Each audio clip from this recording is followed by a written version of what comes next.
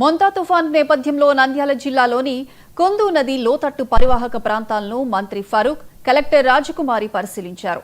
ఈ సందర్భంగా వారు మాట్లాడుతూ శ్రీశైలంలో అత్యధికంగా 26, మరో 10 మండలాల్లో 10 సెంటీమీటర్ల వర్షపాతం నమోదైందని తెలిపారు.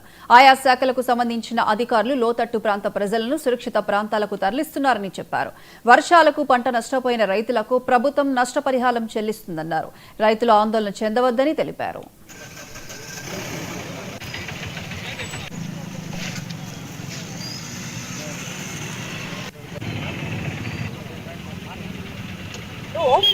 మోంతా తుఫాన్ ప్రభావం నిన్న సాయంత్రం 5 గంటల నుంచి మొదలైంది. హెవీ టు హెవీ రెయిన్ఫాల్ మన జిల్లాలో నమోదైంది. ఓవరాల్ గా జిల్లా అంతా చూస్తే 9 సెంటీమీటర్స్ యావరేజ్ రెయిన్ఫాల్ పడినప్పటికీ 26 సెంటీమీటర్ల వర్షపాతం శ్రీశైలంలో అత్యధికంగా పడింది. తర్వాత వెలుగోడు, ఆత్మకూరు, మహానంది, జూపాడు బంగ్లా, నంద్యాల అర్బన్ లో 12 సెంటీమీటర్ల పైన పడింది. తర్వాత బండి ఆత్మకూరు, రుద్రవరం, నందికొట్కూరు, నంద్యాల రూరల్ 10 సెంటీమీటర్ల పైన పడింది. అంటే దగ్గర మనకి 10 మండలాలు 10 సెంటీమీటర్లు పడిన పైబడి వర్షపాతం నమోదైంది.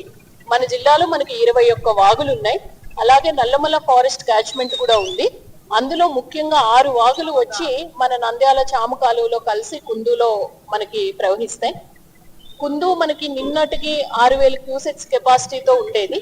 వెలుగోడు రిజర్వాయర్ కి కుషన్ ఉండాలి అన్న ఉద్దేశంతో మరొక 10,000 క్యూసెక్స్ వాటర్ రిలీజ్ చేయడం జరిగింది. ఆ వాటర్ మనకి నంద్యాల చేరడానికి మరొక 2 అవర్స్ పడుతుంది. కాబట్టి కొన్ని ఏరియాస్ కట్ ఆఫ్ అవడానికి అవకాశం ఉంది.